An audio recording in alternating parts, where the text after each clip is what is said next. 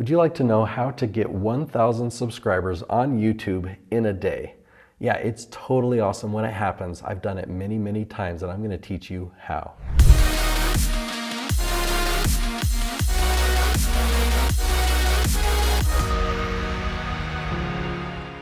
So I'll start out this video talking about some examples and what is realistic and what stages is it possible for you to get 1,000 subscribers adding to your channel each day. Then I'm going to share with you a 5-ingredient formula that if you follow this formula, it will lead to 1,000 new subscribers every single day. Following this formula results in kind of gradual momentum or gradual growth over time, and then you have spikes when you hit to a certain point. So at the end, I'm going to show you several examples. I'll take a screenshot of my analytics from many different channels showing you time after time how you get exponential growth. So let's dive right in. All right, I produce dozens of channels, and several of them are bringing in 1,000 new subscribers every single day. In fact, I've got to tell you about Noelle Randall, because today is a special day that I expect that we will cross 100,000 subscribers. Go check out her channel, Noelle Randall. I've got to break it to you though.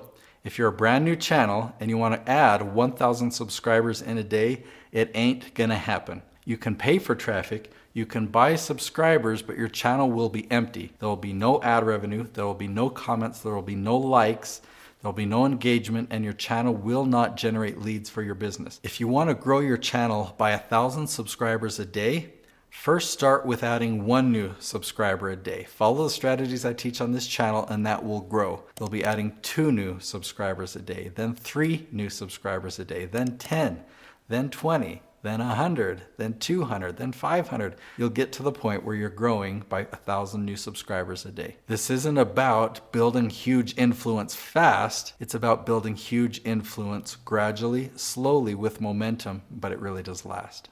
Okay, I came back down to the bunker because I have a story to share with you of somebody who tried to take a shortcut with the system to building their YouTube channel. Okay, his name's John Castani. I produced his channel all the year of 2019. Okay, prior to me producing his channel, he had been working really hard to grow his YouTube following. Now, to give you a little background on John, he's an expert at affiliate marketing and he's an expert on paid traffic, okay? He wanted to become a big-time YouTuber, and so he started sending a lot of paid traffic to his YouTube videos and his YouTube channel. Did it work? Well, he grew his channel to 65,000 subscribers. The problem was there were no comments, there were no likes, none of the viewers seemed to engage at all. None of them became leads for his business. And ad revenue was pennies every single month. Kind of seemed crazy. So although he was able to grow the number of subscribers pretty quickly on his channel, it was an empty channel. Okay? He found out about my strategy in the end of 2018 and he decided to hire me to produce his channel. Now, when somebody works with me, I take them through every step, meaning I basically hold their hand and make sure that they follow the formula that I teach exactly. So we followed the 5-ingredient formula that you're going to learn in this video. And what happened? Well, by the end of 2019, his channel had grown to 250,000 subscribers. Again, that's just a number. What about the engagement? Okay, there were tons of likes, there were tons of comments. His ad revenue by December of 19 was 18,000 that month, and much bigger than that, this channel had now become a lead generation machine for his business. When we first launched into my strategy, we weren't getting 1,000 subscribers a day, but we would get tens, and then we got into hundreds per day, and many days we surpassed 1,000 new subscribers every day by following what you're going to learn in the rest of this video. Well, now you're probably wondering what my strategy is. We're going to dive into that. I'm going to cover all 5 steps of my strategy that leads to these results. And I want to give you the backstory, how I developed this strategy. I kind of discovered it by accident. So going back 8 years ago, I had a web design service and I had a SEO service. We could get web pages ranked on the top of Google, #1, okay? Now, it was a pretty elaborate, complex thing that we did. We would take a web page, okay, and we'd put a how-to video on it. We would transcribe that how-to video and put the text below that video. We'd polish it up, make it look like a nice article. We would then design infographics that taught the principles of that video or that article. We'd put that on Pinterest. We'd link it onto the page. We'd do article marketing, take some of the content and broadcast those articles out and have them link back to the page. We would comment on blogs. We would do other link wheel type things. We'd embed keywords. And there was more. There was more stuff that we did. Okay, it worked. Combination of all these things worked, and we got the page ranking on the top of Google. I'm just exhausted telling you about it. Okay, but then I noticed something, and pay attention here. I noticed that this YouTube video, this how-to video that we put here, over on YouTube, it was getting 50 times more views than this whole page that was ranking #1 on Google. I mean, we put all this work into getting this page to rank #1 on Google, so when people were searching for it, they would find it. And you know what? More search traffic was going to the video on YouTube, and there were other types of traffic that this video is getting as well. YouTube was helping promote the video, so it's getting more search traffic. It was like, wait a minute, this is mind-boggling.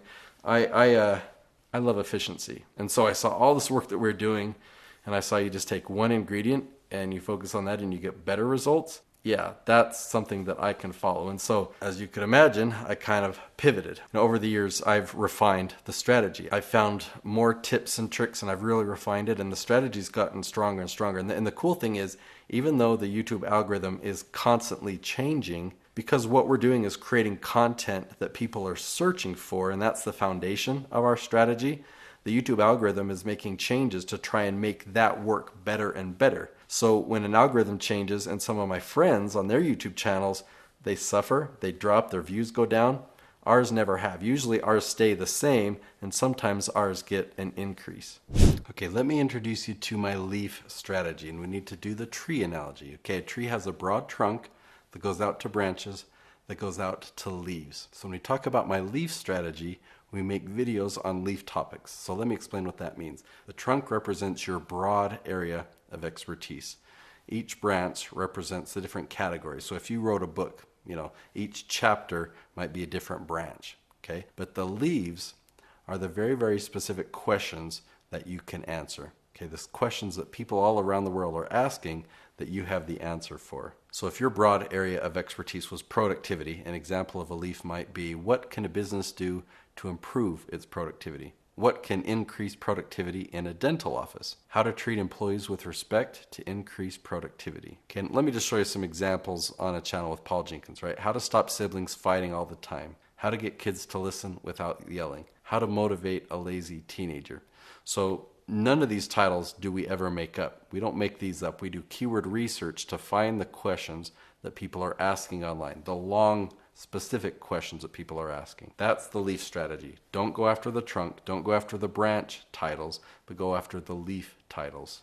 All right, ingredient #1 was a big one. Now we're going to talk about ingredients 2 and 3 in this same segment. Ingredient #2 is you want your episodes to be an average length of 10 or 12 minutes. Okay, if you have some episodes that are 6 or 7, other episodes that might be 15 or even 20 minutes in length, 10 to 12 is a great average that you want to shoot for in every episode. Some people think that that's long, and some people think that that's short. Like, how could we possibly cover all the information I want to cover in just a 10-minute episode? And some people think, well, we want long watch time, right? That's what YouTube's telling us. And that's kind of the reason, one of the big reasons why we want to make it that long in the first place. But some people think, well, why don't I make it 45 minutes, like podcasts or something like that? The reality is 10 to 12 minutes is the sweet spot. If you had a 45-minute episode, imagine if you could break that content into 3 or 4 different episodes. Okay, you'll get 3 or 4 times as many views, and there'll be 3 or 4 marketing machines pulling audiences from different places.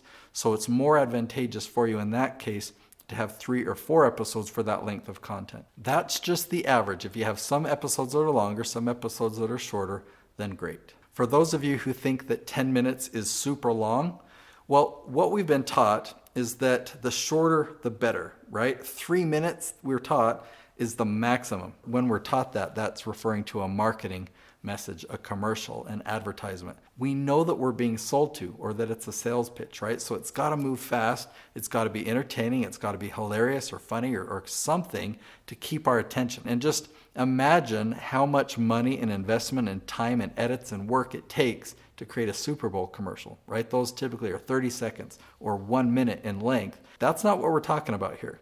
We're talking about how-to videos We're giving away gold. We're really helping them. We're answering their questions. And so they're going to sit down when they really know that we are the best person to help them. We have the answer to their question. And we tell them, well, I'm going to tell you steps 1, 2, 3, 4, and 5. I'm going to share a story and I'm going to show you how to implement this. They're going to be like, yeah, this is definitely worth 10 minutes of my time. Okay, ingredient number 3 is an average view duration of 50% or higher. Okay, that means if you have a 10-minute episode and people are only watching the first 30 seconds or the first 90 seconds of it, YouTube's going to see that and say, people aren't liking this content enough to watch it all the way through. So let's not send more traffic there, right? You won't get the algorithm to promote you. You won't get that suggested traffic. But if you have an average of at least 50%, that means a lot of people are watching it to the end. That's a good indicator to the algorithm that shows that they will start to suggest your content to more and more people. So now I want to demonstrate how you can make your content longer if you're worried about filling a 10-minute episode, and how you can keep people's attention. That's something you can do right at the beginning of the episode so that they want to stick around for the full 10 minutes. So I'm going to demonstrate what not to do, and then I'll demonstrate a better example of what I think you should do and what will result in longer watch time. Okay, so here's what not to do. Let's say the title of the video is how to get rid of strep throat without antibiotics, and I'm diving into the content. Okay, as we dive in and learn how to get rid of strep throat without antibiotics, you need 3 ingredients. You need to go grab some fresh garlic, some raw honey, and some cayenne pepper. And when you mix all those things together and take that, it will wipe out your strep throat. Okay, people are going to leave right at that point. They're going to either go into their kitchen, or they're not going to believe me. They're going to think it sounds too good to be true, and they're just going to leave and go find another video to watch, or leave YouTube, okay? Let me demonstrate a better way. Okay, as we dive into this topic of how to get rid of strep throat without antibiotics, first we're going to talk about why not antibiotics, and there's some alternatives and reasons why we might want to consider them. Then there are 3 ingredients. We're going to discuss each one and how each one is a natural antibacterial and a natural antiviral. Then we're going to head into the kitchen and we're going to show you how you make this, kind of how you mix it all together and how you take it. Then I'm going to wrap the episode up with a story about my son when he was really young. He had a high fever and he had strep throat. We used this remedy and he had a side effect that you're going to want to know about because you're probably going to experience that side effect as well. Let's dive in. Okay, do you see what I did there?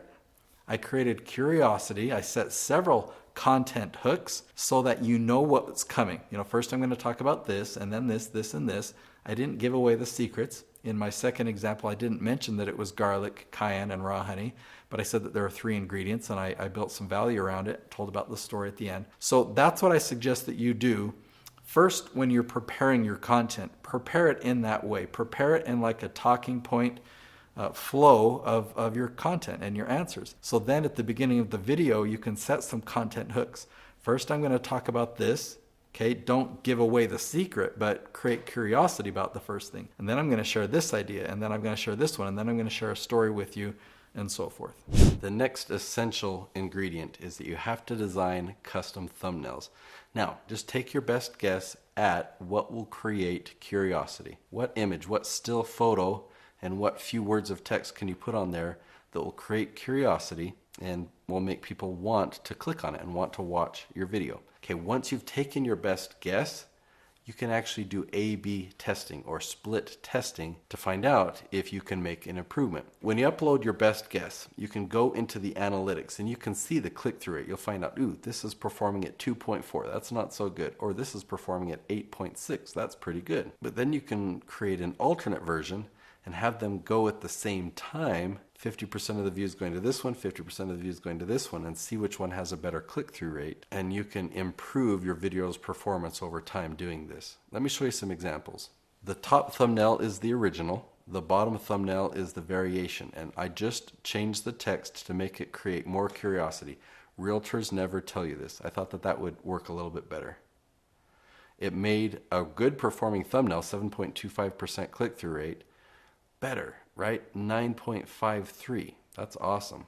Okay, this first one with Chris, sorry about that bar across the screen there, but it says, can you invest $1,000? I changed it to, you'll be surprised. I wondered, okay, will that just create more curiosity? Surprised about what?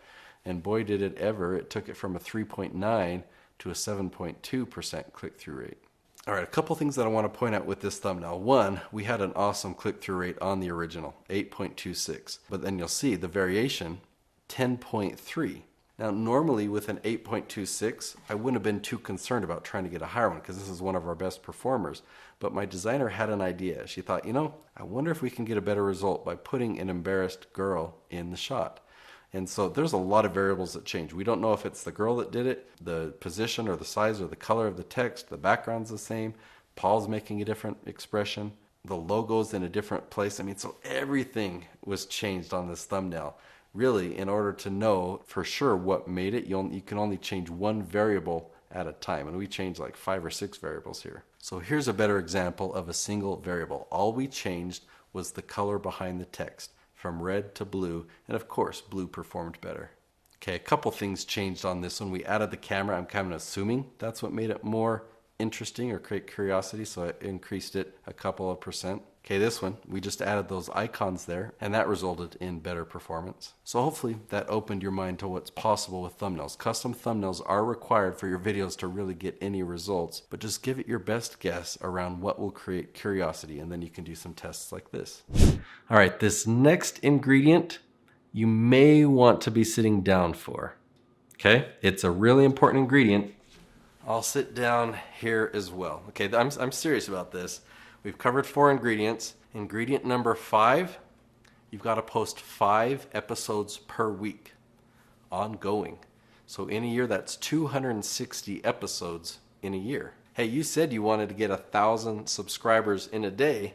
This is what it's going to take. Never said it would be easy. This is a lot of work, but there are shortcuts you can take. And I actually don't like the word shortcut. I just like there's ways that you can do things efficiently. For example, today, I'm filming 17 episodes in a single day. Typically, I film 20.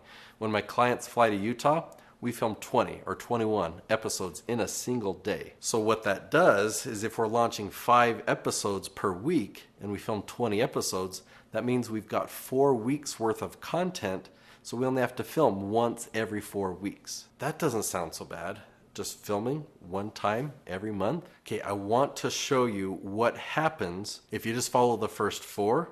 You'll still experience growth, but the growth will be gradual. Okay, just like this, it won't be exponential. Okay, so now I want to show you some examples of what happens when you do all 5 ingredients. Now, there's a couple of you watching, you haven't subscribed yet. I just shared with you gold, so go ahead and hit that red button, subscribe to the channel. All right, now let me show you the results. Okay, now it's time I show you some results. Why do we do all this work? Is it all worth it? And the answer is yes, time after time. Let me show you. Okay, so this is Chris Crone. This is the first channel I started using this strategy on in large scale. Okay, he teaches real estate investing. What we're looking at here is the first 4 months of using this strategy, including all 5 ingredients. So on April 10th, we took the channel from 1 episode a week to 5. So this is when we started 5 episodes per week. And what you're looking at is the first 4 months after that change of going to 5 episodes per week. So you see, as we got into the end of July and into August, we started to see some growth. We started to see some momentum building. Do you want to know what happened the very next day? Boom, right? So that's what we call a spike. And that happened on the 4-month mark to the day. That's pretty common. Somewhere around that 4-month mark is when you start to see some exponential activity. But it gets better, okay? Fast forward a few weeks, that's the first spike that I just showed you. So these other spikes are obviously much bigger, 35,000 views in a single day. You'll also notice that after the spike settles down, you're at a higher baseline. Each time, each spike that we had, our baseline, our average was higher and higher. Okay, what about another example? Here's Paul Jenkins. Okay, his first 4 months, we had a spike right before that 4-month mark. And that was the first spike. A few weeks later, wow, we had another massive spike, way bigger. What about John Cristani? His situation's quite a bit different. He thought he could build a YouTube channel by sending lots of paid traffic. And he grew his subscribers to 65,000, but it was an empty channel. He didn't have engagement, meaning no comments or likes.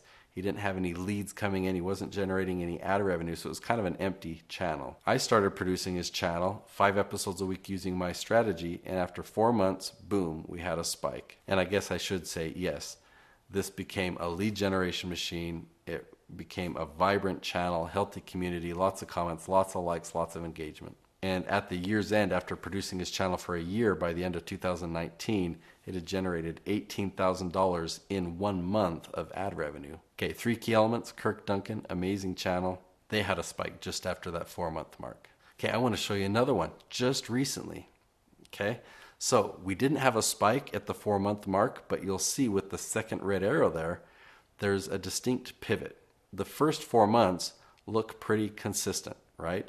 Not too exciting. I would call that boring. But then at that 4-month mark, you start to see week after week, we started to get more daily views. It just increased week after week after week. And after 3 months of this steady growth, getting up to 5,000 views in a single day, then what happened? Boom. We've been averaging 20,000 views a day ever since. If you like this strategy, then you're going to love my free gift. I have an Influencer Almanac. This is where I put all my resources, all my strategies into one location, and I want to give it to you for free. Go ahead and click the link that you'll find in the description below, and you'll get access to that. And enjoy learning all these strategies to find success on YouTube and as an entrepreneur.